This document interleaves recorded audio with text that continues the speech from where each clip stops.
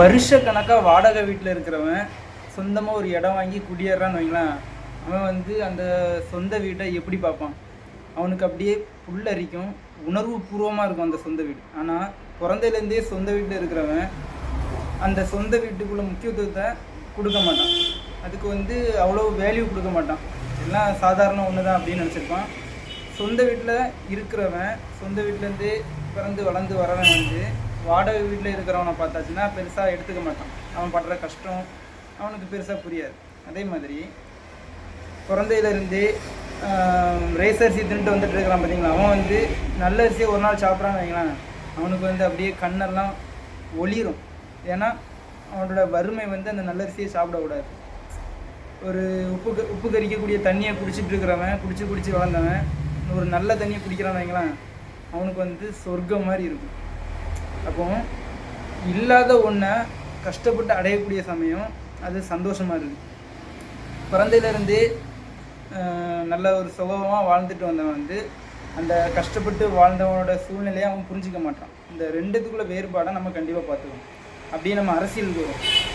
அரசியலில் பார்த்திங்கன்னா காலமாட்டு பணம் படைச்சவன், நல்ல பதவி உயர்வு அடைஞ்சவன் தான் ஏழைக்கான அரசியலை பேசிகிட்டு இருக்கிறானே தவிர, பாவப்பட்ட அடித்தட்டு பாமர மக்களோட அரசியலை நல்ல உயர்நிலையில் இருக்கக்கூடிய அரசியல்வாதிகள் இதுவரைக்கும் பேசலை.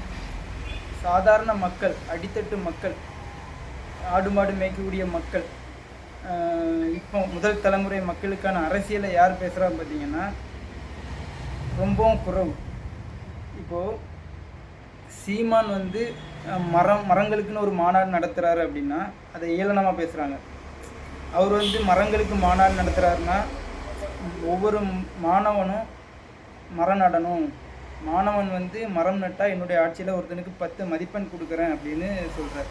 இதை பார்த்தா நமக்கு வந்து சீப்பாக தெரியுது. இப்போ ஒரு சின்ன குழந்தை வந்து மரம் நடுறதுனால ஒரு மதிப்பெண் கிடைக்குதுன்னா அது மதிப்பெண்ணுக்காண்டி தான் நானாக படித்து வந்தேன். அப்போ மதிப்பெண்ணுக்காக ஒருத்தன் மரம் நடுறான் அப்படின்னா, அவனோட 6 வயசில் ஒரு மரம் நடுறான் அப்படின்னா, ஒவ்வொரு வருஷமும் நட்டு மதிப்பெண்ணை வாங்குறான் அப்படின்னா அவனுக்கு வந்து ஒரு டிரான்ஸ்ஃபார்ம் கிடைக்குது. அவனோட மனதளவில் அவனுக்கு வந்து ஒரு நல்ல அபிப்பிராயம் வருது, சமூக அக்கறை வருது, இயற்கை வளத்து மேலே ஒரு அக்கறை வருது. சின்ன வயசில் நான் நட்ட மரம் இப்போ என் கண்ணு முன்னாடி பெருசாக நிற்கிறத நான் பார்க்குறேன். அப்போ அந்த மரத்தை பார்க்கும்போது ஒரு ஃபீலிங் கிடைக்குது. அப்படிப்பட்ட ஒரு சேஞ்சஸ் வரணும். ஆடு மாடுகளுக்கு மாநாடு போடுறாரு அப்படின்னா கேவலமாக பார்க்குறான். ஆடு மாடுகள் வந்து நம்முடைய வாழ்க்கையில் ஒரு அங்கே நம்ம வந்து தினமும் பால் குடிக்கிறோம், ஞாயிற்றுக்கிழமையான இறைச்சி சாப்பிட்றோம். அப்போ ஒரு விழிப்புணர்வு பிரச்சாரம் தான். இப்போ வந்து பெரிய பெரிய தலைவர்கள்லாம் எதுக்கு பிரச்சாரம் பண்ணுறாங்க, அதே நம்ம கவனமாக பார்க்கணும். நான் என்ன சொல்ல வரேன் அப்படின்னா, நமக்கான அரசியலை நம்ம தான் பேசணும்.